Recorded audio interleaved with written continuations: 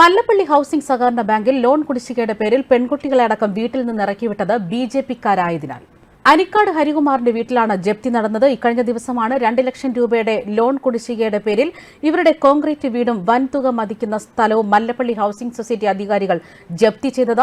സഹകരണ സംഘം ഭരിക്കുന്നത് കോൺഗ്രസാണ്. ബിജെപിയോടുള്ള വിരോധം തീർക്കാനും രാഷ്ട്രീയ നേട്ടത്തിനുമായിട്ടാണ് ഈ കുടുംബത്തെ വഴിയാധാരമാക്കിയെന്ന ആരോപണം ഉയരുന്നത്. ഈ വീട്ടിലെ കുടുംബനാഥ പ്രസീത ഹരികുമാർ 2 തവണ ബിജെപി സ്ഥാനാർത്ഥിയെ ഇലക്ഷനിൽ മത്സരിച്ചിരുന്നു. ഇപ്പോൾ ഇവരെ തിരഞ്ഞുപിടിച്ച് വേട്ടയാടുന്നു എന്ന ആരോപണമാണ് ഉയരുന്നത്. ഇതേ ഹൌസിംഗ് സൊസൈറ്റിയിൽ നിന്നും ലോൺ എടുത്ത് കുടിശ്ശിക വരുത്തിയ കോൺഗ്രസ് CPM പ്രവർത്തകർക്കെതിരെ നടപടിയെടുക്കാതെയാണ് ബിജെപിക്കാരെ തിരഞ്ഞുപിടിച്ച് ജപ്തി ചെയ്യുന്നതെന്നും പറയുന്നു. 2 ലക്ഷം രൂപ ലോൺ എടുത്തതിനു ശേഷം ഇവർ 1.25 ലക്ഷത്തോളം അടച്ചതാണ്. ഇത്രയും തുക അടച്ചതിനു ശേഷവും ബാങ്കിന്റെ കണക്കിൽ 5 ലക്ഷം രൂപ ഇനിയും ബാക്കിയുണ്ട്. അതായത് 2 ലക്ഷം ലോൺ എടുത്ത കുടുംബത്തിന് മൊത്തം അടയ്ക്കേണ്ടി വരിക 7 ലക്ഷം രൂപ എന്നതാണ് കണക്കുകൾ. 14-ാം തീയതിയാണ് നമ്മളെ ഇവിടുന്ന് ഇറക്കി വിട്ടത്.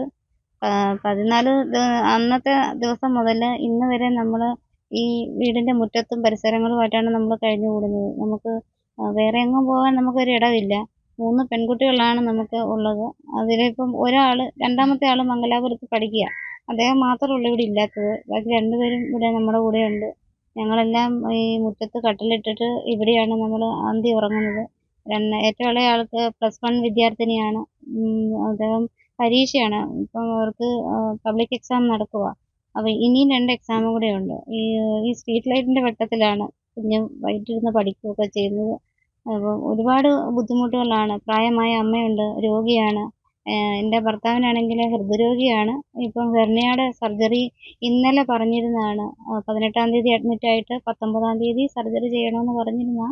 അതിനൊന്നും പോകാനുള്ള നിവൃത്തിയില്ലായിരുന്നു. പോയിട്ട് നമ്മൾ സർജറി ചെയ്ത് കഴിഞ്ഞാൽ എങ്ങോട്ട് നമ്മൾ വേറൊരു വീടില്ല നമുക്ക് കൊണ്ട് കിടത്താൻ. അത് തന്നെയല്ല, ഇതിൻ്റെയൊക്കെ എന്തെങ്കിലും ഒരു ആവശ്യം വന്നാൽ നമുക്ക് ഓടിപ്പോകാനും വരാനും ഒന്നും നമുക്ക് വേറെ ആരുമില്ല സഹായത്തിന്. അപ്പോൾ അതുകൊണ്ടാണ് സർജറിക്ക് പോലും പോകാതെ ഇങ്ങനെ ഈ വീടും പരിസരമായിട്ട് ഇങ്ങനെ കഴിഞ്ഞുകൂടുക. ഒന്നാമത്തെ കാര്യം സ്വർണ്ണപ്പണിയായിരുന്നു അദ്ദേഹത്തിന്. ഇപ്പം സ്വർണ്ണപ്പണിയില്ല.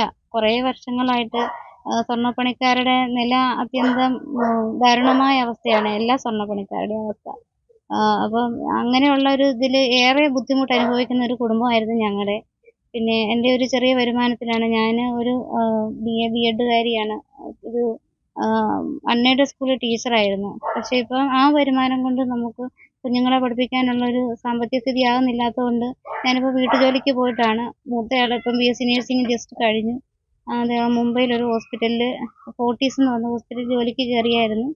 ഇപ്പം അതിന് രജിസ്ട്രേഷൻ സർട്ടിഫിക്കറ്റിനായിട്ട് അദ്ദേഹം വന്നതിൻ്റെ പിറ്റേ ദിവസമാണ് ഈ ഒരു നടപടി നടന്നത്. അപ്പോൾ കൊച്ചിനതുകൊണ്ട് കർണാടകയിലാണ് പഠിച്ചത്.